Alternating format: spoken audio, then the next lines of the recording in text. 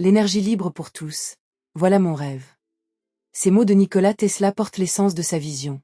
À la fin du XIXe siècle, alors que l'humanité dépend encore des combustibles fossiles et de l'électricité filaire, Tesla imagine un monde où l'énergie flotte dans l'air, accessible à tous.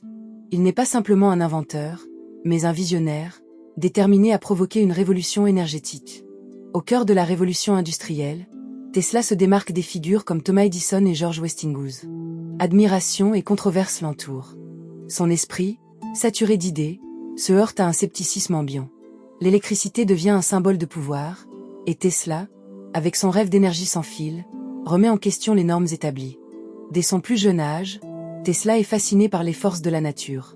Il développe des concepts révolutionnaires comme le courant alternatif et le transformateur.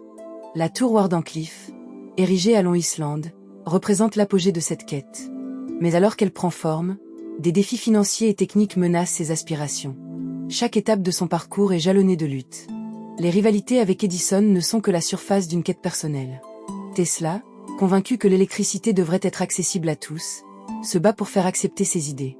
La technologie qu'il propose semble souvent magique, et sa détermination reste inébranlable. La tour Wardenclyffe symbolise un futur où l'énergie circule sans barrière. Mais alors qu'il présente ses idées à ses investisseurs, le soutien de JP Morgan s'effrite. Les doutes s'installent et Tesla comprend que les financiers, ancrés dans le commerce traditionnel, le voient comme un homme dont les rêves pourraient leur coûter cher. Dans ce climat de tension, les véritables ambitions de Tesla se révèlent. Il se bat pour le progrès de l'humanité, pour un avenir où l'énergie est un droit. Bien que les fonds s'épuisent et les obstacles se multiplient, il persévère.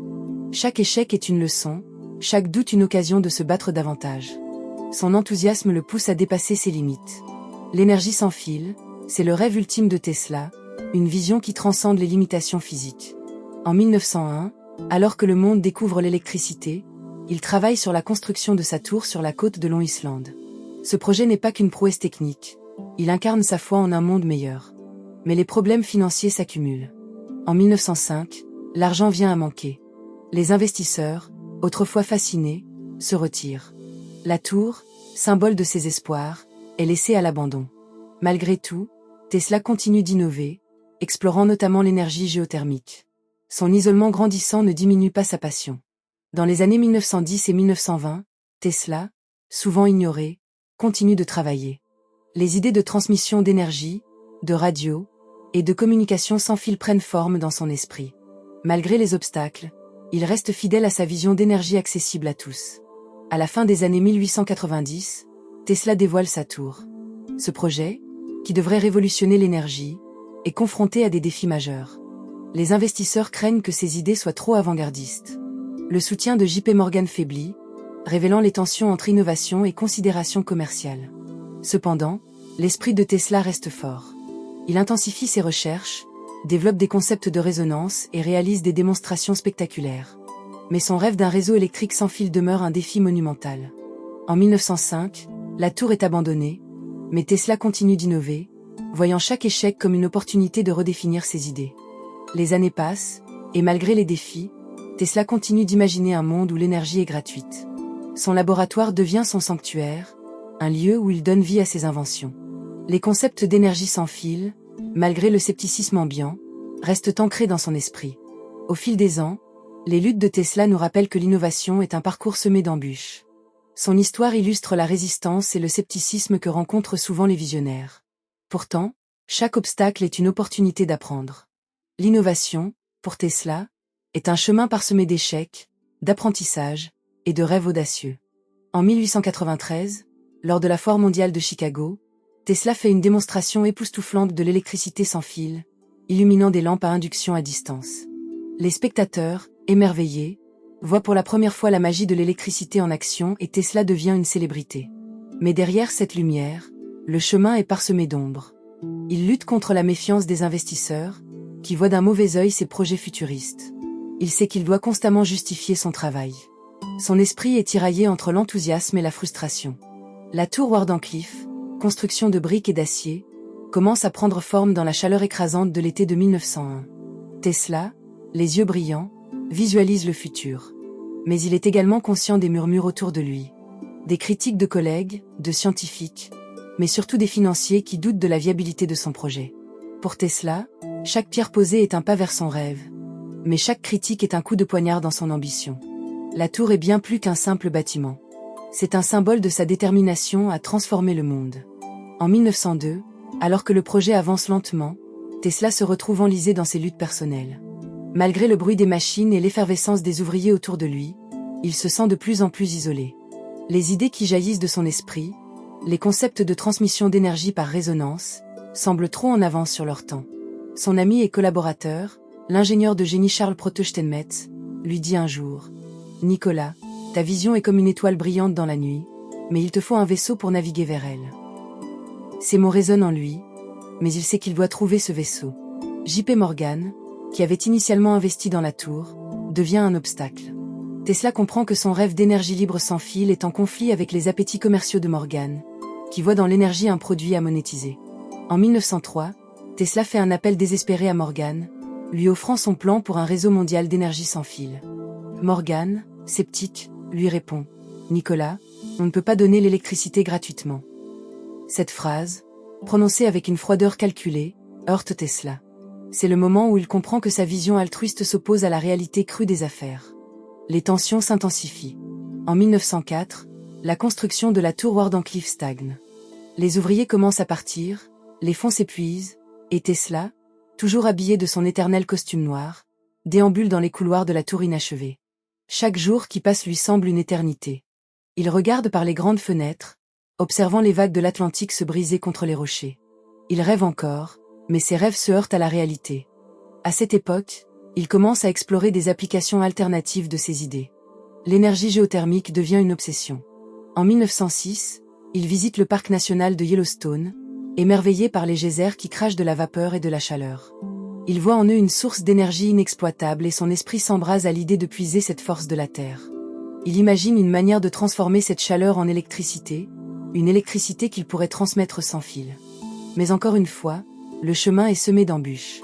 Il retourne à son laboratoire, avec une nouvelle lueur dans les yeux, mais la réalité des finances le rattrape. En 1907, alors que la tour Wardenclyffe devient de plus en plus une maquette inachevée, Tesla continue de chercher des solutions à ses problèmes financiers. Il se tourne vers des investisseurs moins connus, mais ce ne sont que des promesses vides. Pendant ce temps, son esprit continue d'innover. Il commence à travailler sur la transmission d'énergie par résonance, une technique qui lui semble être la clé de son rêve. L'idée de capter l'énergie ambiante, de la transformer et de l'envoyer dans l'éther l'obsède. Il griffonne des notes avec frénésie, ses idées sur le papier prennent vie, mais le monde extérieur semble de moins en moins réceptif à la magie de ses inventions. Dans les années 1910, la Première Guerre mondiale éclate. La technologie de Tesla, à son sommet, pourrait pourtant apporter des solutions aux problèmes du monde. Les gouvernements, fascinés par les possibilités de la communication sans fil et de l'énergie, se tournent vers lui. Mais Tesla, déjà délaissé par les financiers, se retrouve à la marge. Il continue d'inventer. En 1917, il annonce qu'il a développé un appareil capable de créer un champ de force. Il n'est pas pris au sérieux. Son idéal de la paix mondiale, d'un monde uni par l'énergie, s'estompe dans le bruit des canons. Les années 1920 arrivent avec leur lot d'oubli et de désillusions. À New York, où il avait autrefois brillé, Tesla est maintenant un homme seul, souvent vu errant dans les rues. Les restaurants élitistes qui l'accueillaient hier le ignorent maintenant. Les hommes d'affaires qui autrefois étaient admiratifs de son génie lui tournent le dos. Dans son laboratoire, il continue de créer, mais son esprit est lourd. Les échecs s'accumulent. Ses inventions, qu'il considère comme des lumières dans l'obscurité, semblent être oubliées. Il voit des hommes comme Edison gagner la reconnaissance, tandis que lui, le véritable pionnier, est laissé dans l'ombre. Mais même dans ces moments sombres, Tesla trouve des éclats de lumière. En 1921, il fait une démonstration de son rayon de la mort, une arme qui, selon lui, pourrait mettre fin à la guerre. Il imagine un appareil capable de libérer une énergie massive, capable de détruire des cibles à des centaines de kilomètres. Les journalistes se moquent de lui. Mais pour Tesla, c'est un appel à l'unité mondiale, un moyen de démontrer que l'énergie pourrait être utilisée pour protéger, non pour détruire. Son isolement grandissant ne diminue pas sa passion.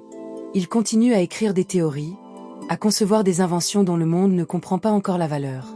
En 1931, alors qu'il est âgé de 75 ans, il donne une conférence à l'université de Princeton, où il parle de la nécessité de libérer l'énergie de la Terre, invitant les scientifiques à imaginer un monde où l'électricité serait à la portée de tous.